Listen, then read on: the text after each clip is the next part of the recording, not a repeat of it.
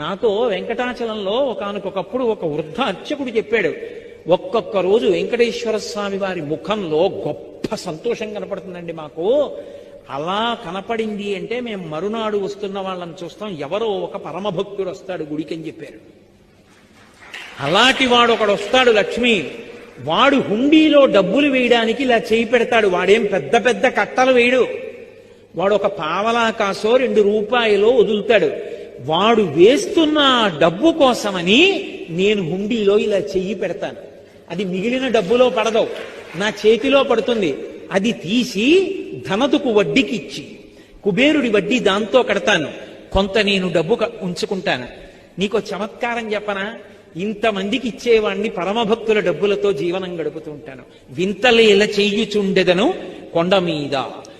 తూర్పుకి తిరిగి వంట చేస్తారు కదా వంటశాలలో. అన్న పాత్ర దింపినప్పుడు ఎడం వైపుకి దింపాలి తప్ప కుడివైపుకి దింపకూడదు. తన కుడివైపుకి దింపకూడదు. తన కుడివైపుకి దింపింది అనుకోండి, ఇక దాన్ని దేవతలు తినరు. కుడివైపుకి దింపితే దక్షిణం వైపుకి ఎడుతుంది కదా.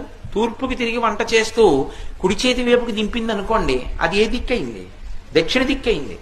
దక్షిణం వైపుకి ఏది ఉంచారో దాన్ని వెంటనే పితృదేవతలు చూస్తారు. అది యమస్థానం, దక్షిణ దిక్కు.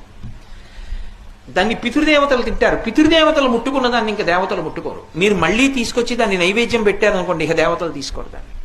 అమ్మా గంగమ్మ, నేను నా ప్రాణం పోయేటప్పుడు నా ప్రాణములు పోవడం కూడా నాకు ఉత్సవం కావాలి. బ్రతికున్నంత కాలం నిన్ను నమ్మి చెప్పుకున్నాను. నా ప్రాణములు పైకి లేచిపోతున్నాయి. ఇంతకాలం ఎవరి గురించి చెప్పానో వాళ్ళ పాద పంజరంలోకి వెళ్ళిపోతున్నానని మహాసంతోషంతో నేను ఉత్సవాన్ని చూస్తున్నట్టుగా వదిలిపెట్టాలి. ఆ వదిలిపెట్టేటప్పుడు గంగమ్మ నువ్వు నా ఎదురుగుండా కనపడాలి.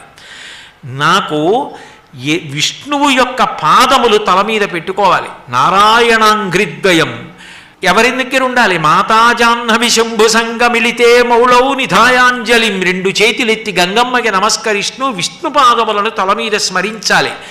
నేను బ్రతికున్నంత కాలం శివకేశవుల మధ్య భేదము నాకు గోచరము కాకుండుగాక అని శంకర భగవత్పాదులంతటి వారు అడిగారు. అంటే మనం నేర్చుకోవలసిన విషయం ఆ ఒక్క తల్లే అన్నీ ఇవ్వగలదు.